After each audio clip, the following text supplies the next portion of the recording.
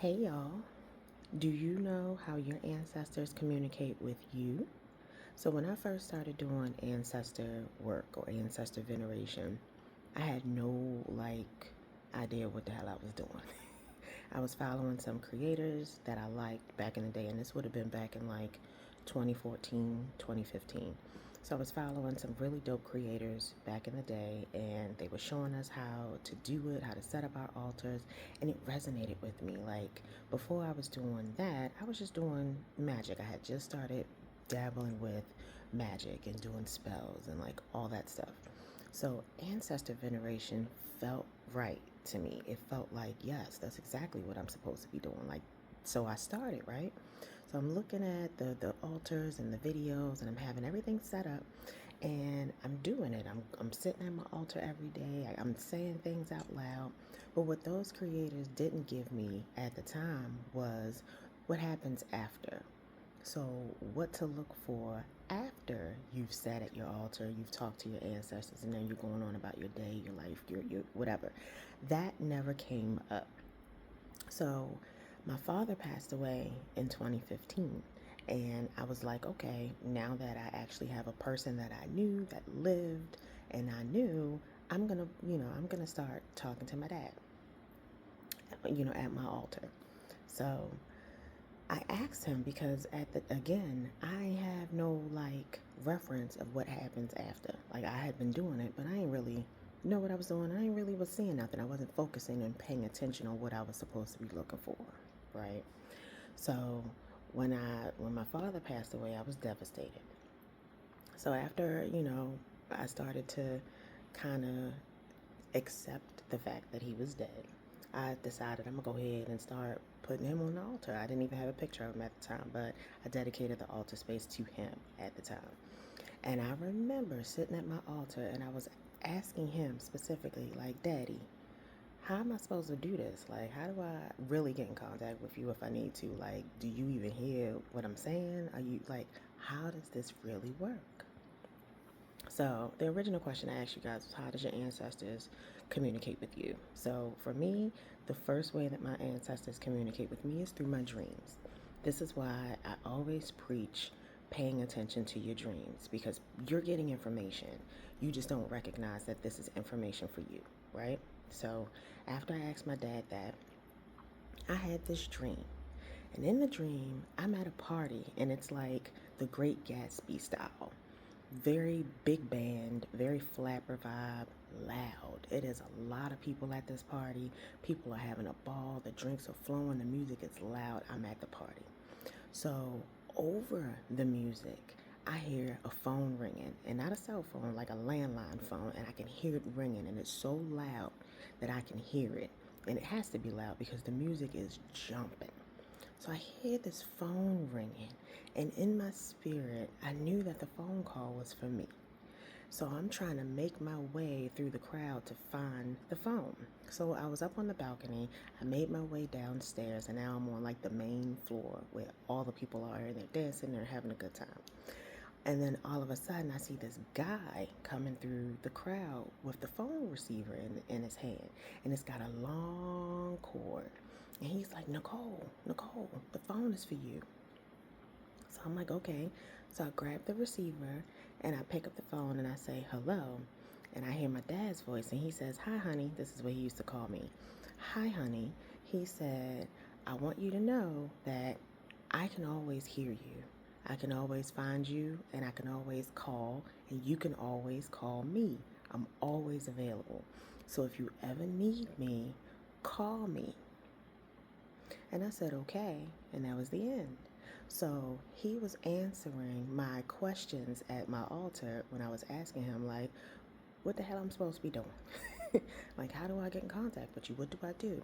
So his response to that was, when you are at the altar, call me. Call me, and I will always hear you. I will always respond to you.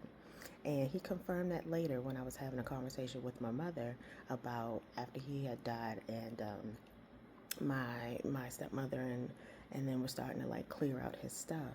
and I had wanted to get some of his hats because he used to wear Kangol all the time. That was his vibe. And I was like, dang, I really wish I could have got like some of his hats to keep as keepsakes. And he visited me. And in that dream, he visited me and he gifted me 2 of his hats. So the first dream was just him confirming how I should be doing the ancestral work. And then the second dream was him saying, hey, regardless of what, I'm going to always hear you. I can hear what you're saying. I'm listening. When you sit at this space, I'm here. I'm available. So dreams is one way that your ancestors will communicate with you. Another way that your ancestors may communicate with you is through words, symbols, meanings. So for example, and I always got examples, y'all. So my grandmother passed away back in November, and it wasn't natural. Like, she was 86 and we was fully expecting her to just close her eyes one day and go, and that is what we had in our minds, that that's how that would happen. My grandmother was killed in a hit and run car accident, and that's something I'm never going to get over. I'm never going to get over it. And that's just what it is, okay? Because she was taken from us very suddenly, and we wasn't expecting that. My grandmother was still a lively lady. If you knew my grandmother, Miss Shirley ain't play. She was all about her class. She was all about her bouginess, and she was all about having a good time, and she still had a lot of life. So she was killed in a car accident. Car accident almost killed my mother. So although I'm sad that my grandmother is gone, I'm grateful that my mother is still here. She's still recovering and has to have surgery. It's a lot. It's a lot behind that, y'all. But at the end of the day, my grandmother's gone, right? So when I went to the funeral, after the funeral was over, I asked my mother if I could take some of my grandmother's things. Like, my grandmother had some rings and like a watch. So my mother's like, of course. So I take those, and I also took my grandmother's study Bible. This is the Bible that she did her reading. This is her Bible. It has her energy in it, her essence, all of that. So when I got back home, I had all her stuff, put it on my altar, and the Bible I just kept like on my file cabinet because I wanted to start reading it once I felt comfortable. So the first time I opened it up, all her handwriting is in it, all of her notes is in it, her energy is in it. I immediately burst into tears, closed Bible. I'm not ready. I wasn't ready. So I closed it up and moved on, right? Recently, my family and I just moved across the country. So we're somewhere else in our brand new home, right? So in this situation, there were things that came up, resources that I needed that I did not have. And I needed these resources because now we're in a new place and these are things that we need, right? But I just didn't have the resources for it. So I don't even have my altar stuff set up. We're still waiting for the rest of our items from the movers to get here. So I made up a little makeshift spot in the kitchen, and that's where I do things at night before I go to bed. So I'm in there. I have my grandmother's rings. I've been, holding her stuff. So I set it up, and I make my petition to my grandparents, and I go about my day. So I'm in the shower. And mind you, I haven't read the Bible really read the Bible in about 10 or 11 years. So I ain't reading it. I had not been reading it. So for a scripture to pop into my head randomly is not a coincidence, okay? So later on that night, I have a scripture that pops into my head. And I don't even remember the full details of it, but it's something along the lines of the righteous can run and not be weary, walk and not faint, like that scripture, right? So it's like playing over my head.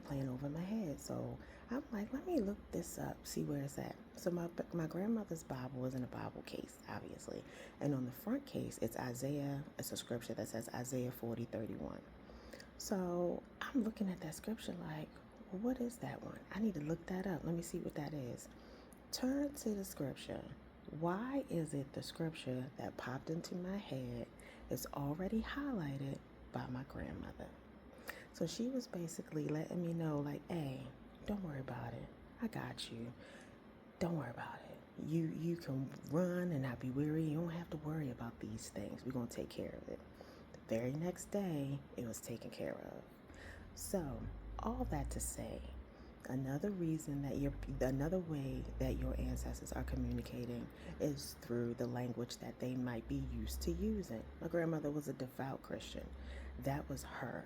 She had her Bible, she knew her scriptures, she could pray for you, and she always prayed. I mean, her prayers are still carrying me today. I already know that. So she was deep in it. So sometimes the language is going to come in ways that they are used to using. So don't discount it.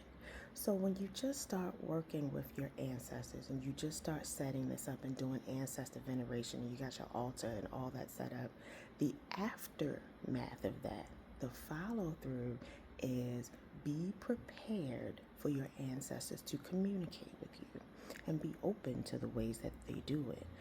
Now, I'm not saying to go out and like forcefully look for signs and wonders, but keep your heart open, keep your mind open, because you should start paying attention to the things that maybe you weren't paying attention to before. Pay attention to songs you might keep hearing on repeat, songs that pop into your head that are coming out of nowhere and it's random. Pay attention to your dreams, like I said. Pay attention to words that you see. You might see something on the building catches your eye, and it could be an answer from something that you asked about with your ancestors. So if you're just starting and you're doing your ancestral practice and you feel like I don't know what I'm doing for real, I don't know what to expect, just keep your heart open, keep your mind open, and be aware that your ancestors are going to use whatever they need to use to communicate with you, but you have to be tuned in to whatever that frequency is, right?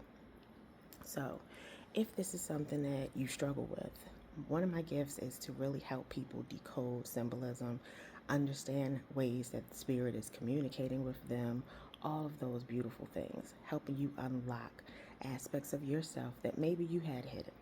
So if this is you, if you find yourself in a situation where you want to get a little bit closer to what your ancestors are saying to you, what spirit is saying to you, but you just need help decoding, I can be of assistance. If you need some assistance, the link is in my description. Book a conversation with me. Let's sit, let's talk. We'll discuss how to break down some of these things so that when you're doing your altar work, when you're doing your magic, you know what the follow through is. So I hope this helps, especially for those who are beginners and even for those who have already been doing it. Sometimes we get a little stagnant and we forget certain things, but always remember that when we're sitting at that altar, we're sitting at a portal, and that portal is giving us direct connection to our ancestor spirits, our bloodline spirits, and those who are here to assist us. So, till next time, take care.